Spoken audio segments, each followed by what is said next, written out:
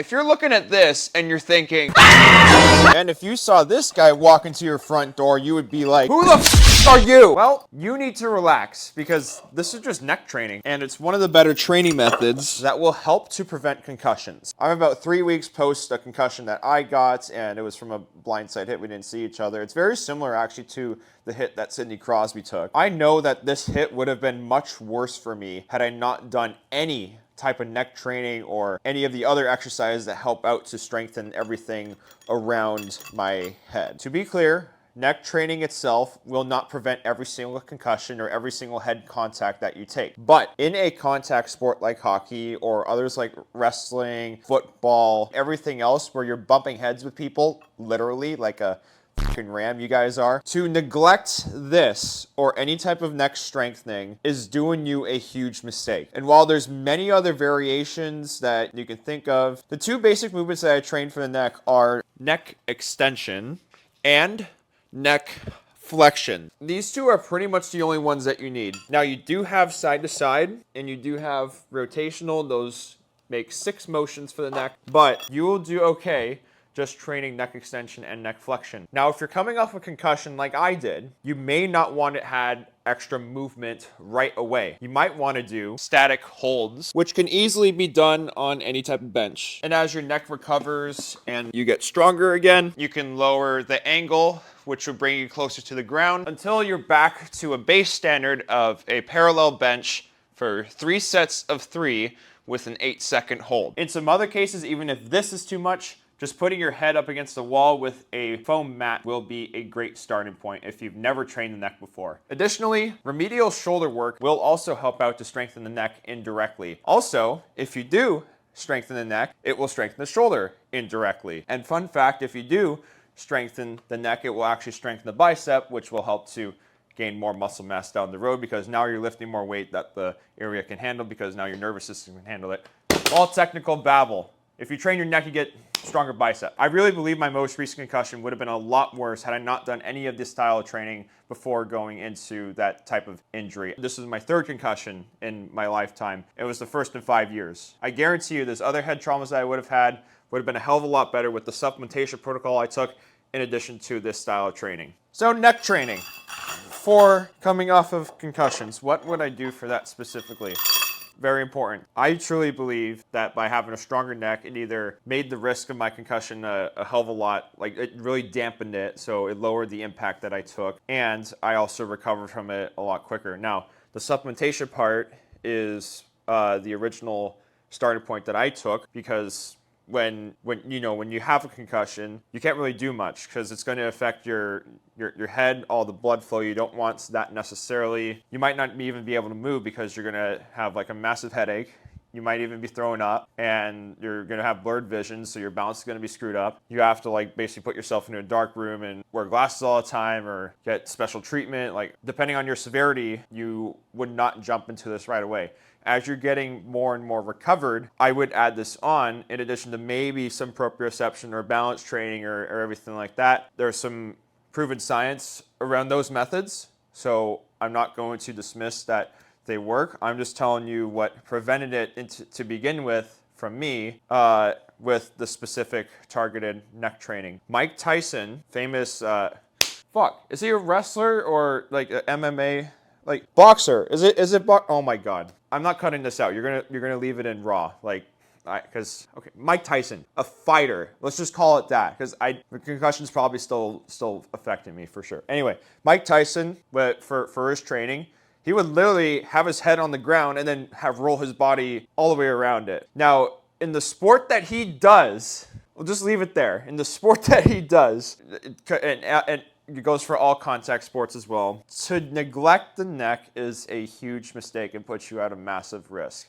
You're going to be taking contacts all the time. You would rather have this absorb all that impact rather than everything in here absorb the impact. So why not train the neck after thinking about it that way, after this little reframing? So there's, as I stated, there's many different ways that you can do it, including rolling around on the floor like Tyson did. But really the basic two that are most essential and that, generally speaking, make everything very easy: neck extension and neck flexion. You're basically going up and down like this. Is kind of in that frontal plane. You can train the neck extension up against a wall. You get like a foam pad right behind you. This is if you've never trained the neck before, and then your body's against the wall. Then once you go forward, you lift your body away from it. You hold it there for the prescribed amount of time, then go back. Neck flexion, you can lie on a bench, have a plate right here, and then move up and down because the resistance is coming from this way instead of coming from back here. So that's the basics of how to train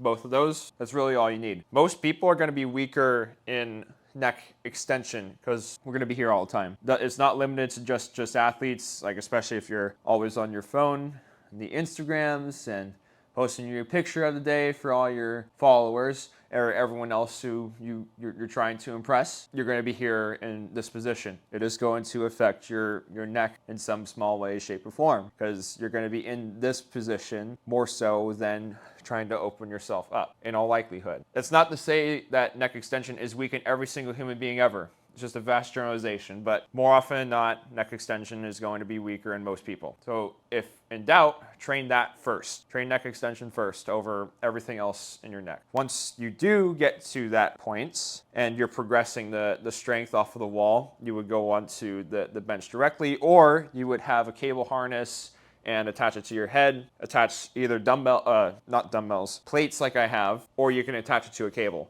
Both of them work great, and they add appropriate resistance. Cable or neck harness, you can do a lot of reps on. So if you're looking to add motion into your neck, if you need that, that would be of a benefit. If you're like me, having just gone through a concussion, the static holds are probably going to work better just because they're not adding any additional side-to-side head banging that you would have from moving your head ever so slightly, like that would cause a flare-up. Last week when I tried the neck harness, I actually got a little bit of a headache afterwards, and I would think it's because I was moving my head around instead of keeping it statically still like this. So this is the way to train neck extension on the bench.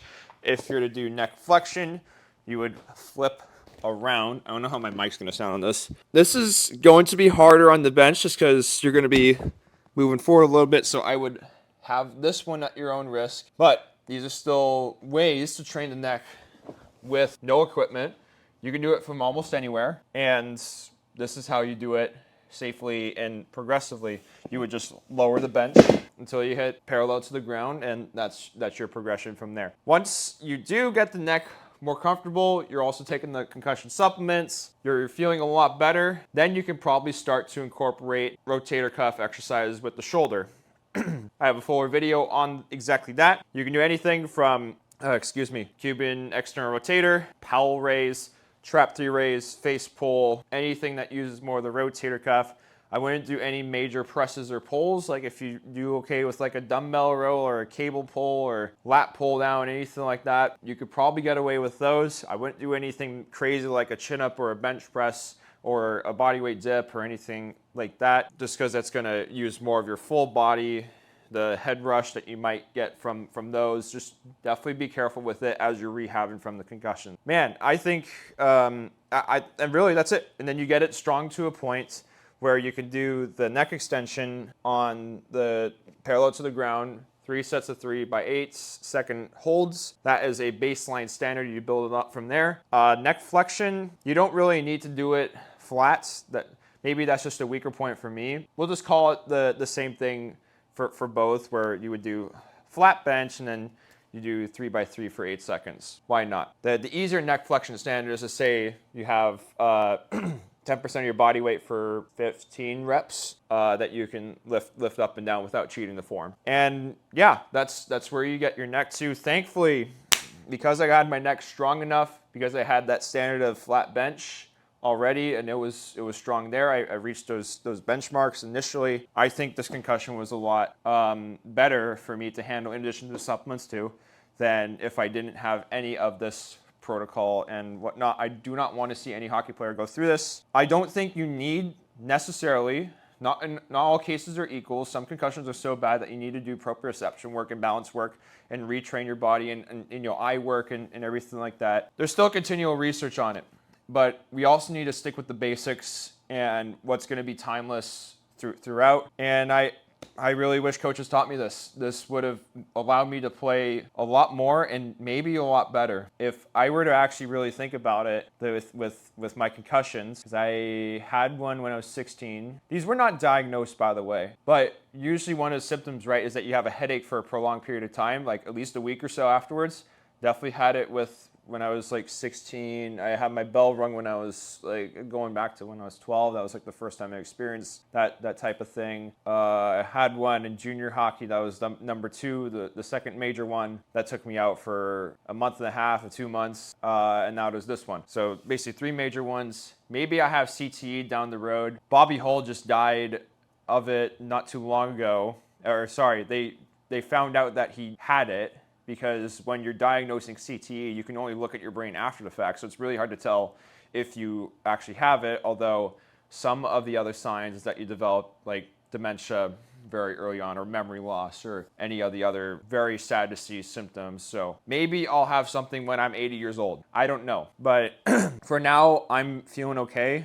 In some cases, the neck training removes a lot of my headache, because maybe some of the headaches that you get are actually from tightnesses that you have in the rest of your body. I don't know. I'm not really a hyper holistic person. So maybe some of those other folks who look into that are like, oh yeah, that's actually true because of the spiritual waves that run through the back of your spine. Whatever. If you're interested in that, go watch them. I'm just like, okay, I do the neck training, my headaches go away. That seems to do it. And this is basically the protocol that I would do. You take the supplements, then you do the static holds, then you add motion. It's really those steps. And the way that you know that you progress to the next step is that your symptoms are going away enough that you can handle it. Usually you're going to be stuck in phase 1 and 2 with supplements and static hold. Eventually, probably after you're healed up enough that you can handle it, like you're not having a significant... All of it's going to be subjective. It's going to depend on the player.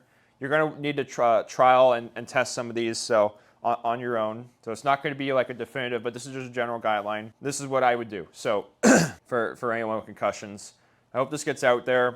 We need actual solutions for problems like this. We don't need to be just virtue signaling and talking about CTE, even though like that is useful to bring the awareness to it, but you also need solutions to combat it. And I would hope that this video, this little series with the supplements as well, helps out with that and does a great good for hockey. This is what I wish I would have had. I didn't even have that major concussions too, so but it still would have helped out big time. And maybe if I didn't have those head traumas, then I'd probably be a lot better and maybe not have any mental problems or anything like that. Maybe I'm on the spectrum because of my concussions. I have no idea.